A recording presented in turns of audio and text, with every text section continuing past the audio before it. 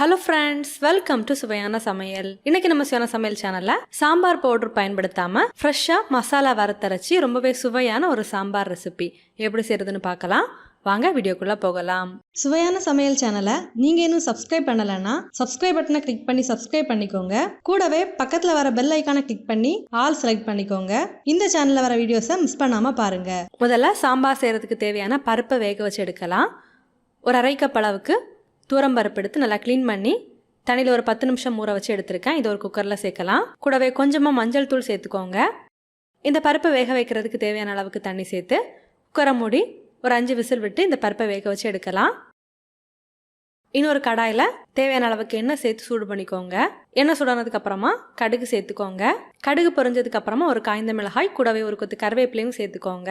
ஒரு 10 சின்ன வெங்காயம் சேர்த்துக்கோங்க. கூடவே ஒரு 6 பல் பூண்டும் சேர்த்து இதை நல்லா வதக்கி விட்டுக்கோங்க. வெங்காயம் நல்லா வதங்கி வந்ததுக்கு அப்புறமா ஒரு தக்காளியும் கட் பண்ணி சேர்த்துக்கோங்க. தக்காளியும் நல்லா வதக்கி விட்டுக்கோங்க. வெங்காயம் தக்காளி நல்லா வதங்கி வந்ததுக்கு அப்புறமா சாம்பார் செய்கிறதுக்கு தேவையான காய்கறிகளை சேர்க்கலாம்.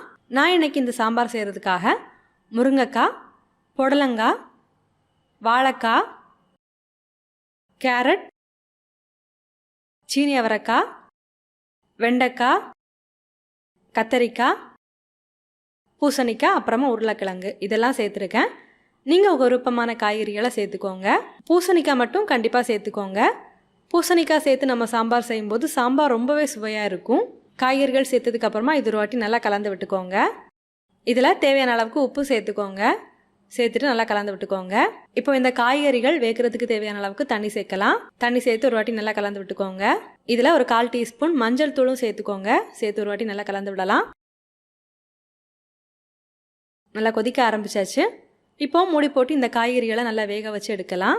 அடுத்ததான் இந்த சாம்பார் செய்கிறதுக்கு தேவையான மசாலாவை நம்ம ஃப்ரெஷ்ஷாக வறுத்து எடுக்கலாம். ஒரு கடாய் எடுத்துக்கோங்க. கடாய் சூடானதுக்கு அப்புறமா தேவையான அளவுக்கு எண்ணெய் சேர்த்துக்கோங்க. எண்ணெய் சூடானதுக்கு அப்புறமா ஒரு 10லேருந்து 12 வெந்தயம் சேர்த்துக்கோங்க.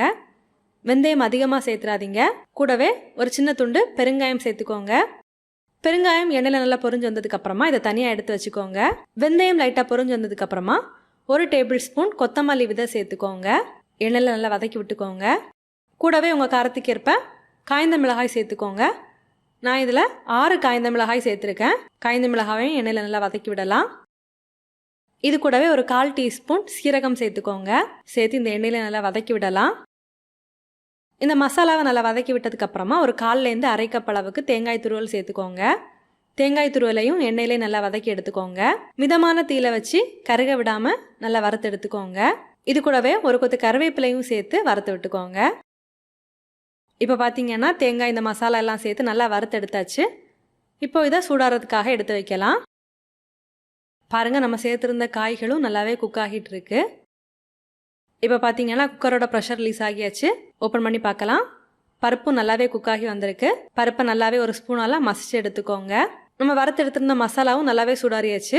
இதையும் நம்ம இப்போ அரைச்சி எடுக்கலாம். இப்போ ஒரு மிக்ஸி ஜாரில் நம்ம எடுத்து வச்சுருந்த கட்டி பெருங்காயத்தை சேர்த்துக்கோங்க. கூடவே நம்ம வறுத்து எடுத்திருந்த மசாலாவையும் சேர்த்துக்கோங்க. இது ஒரு வாட்டி தண்ணி சேர்க்காம நல்லா கொரகொரப்பாக அரைச்சி எடுத்துக்கோங்க. பாருங்கள், தண்ணி சேர்க்காம இந்த அளவுக்கு நல்லா அரைச்சி எடுத்ததுக்கு அப்புறமா இதில் தேவையான அளவுக்கு தண்ணி சேர்த்து நல்லா நைஸாக அரைச்சி எடுத்துக்கோங்க. பாருங்கள், இந்த அளவுக்கு நல்லா நைஸாக அரைச்சி எடுத்துக்கோங்க. நம்மளோட மசாலா நல்லா கலர்ஃபுல்லாக ரெடி ஆகிடுச்சு. இப்போ பார்த்தீங்கன்னா இதில் நம்ம சேர்த்துருந்த காய்கள் எல்லாமே நல்லா குக்காகி வந்தாச்சு. இதில் நம்ம வேக வச்சு எடுத்திருந்த பருப்பை சேர்த்துக்கோங்க. கூடவே தேவையான அளவுக்கு தண்ணியும் சேர்த்து இதை நல்லா கலந்து விட்டுக்கோங்க. ஒரு வாட்டி இதை நல்லா கொதிக்க விடலாம். இப்போ அடுத்ததாக கொஞ்சமாக புளி எடுத்து தண்ணியில் நல்லா கரைச்சி எடுத்திருக்கேன். இதையும் நல்லா வடிகட்டி இதில் சேர்க்கலாம். சேர்த்து நல்லா கலந்து விட்டுக்கோங்க. புளி தண்ணியோட பச்சை வாசனை போகிற அளவுக்கு இதை நல்லா கொதிக்க விடலாம். கடைசியாக இதில் நம்ம ஃப்ரெஷ்ஷாக வறுத்து நல்லா அரைச்சி எடுத்துருந்தா மசாலாவை சேர்த்துக்கோங்க. சேர்த்துட்டு நல்லா கலந்து விட்டுக்கோங்க. இது நல்லா கொதிக்க விடலாம். கடைசியாக இதில் கொஞ்சமாக கொத்தமல்லியில் சேர்த்து இறக்கலாம்.